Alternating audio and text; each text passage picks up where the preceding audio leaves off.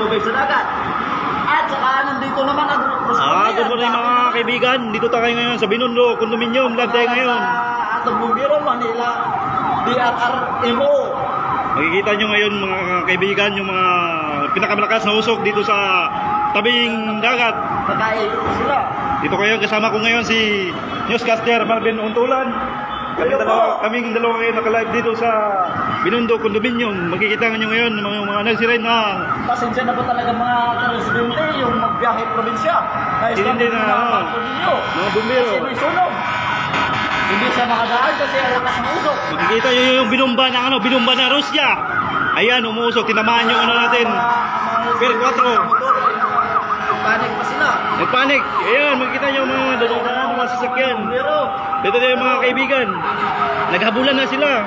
Kasi gusto nilang ulin yung usok. Dalawang bumbero naman naka-rescue. Bali, 4 na sila. Sa sobrang kaya may bumbero palaglag sa dagat, nakabangga lang. Ang hirap naman na sunog na to. Pagdating na doon, ubos na. Usok, sunog. Sunog, sir.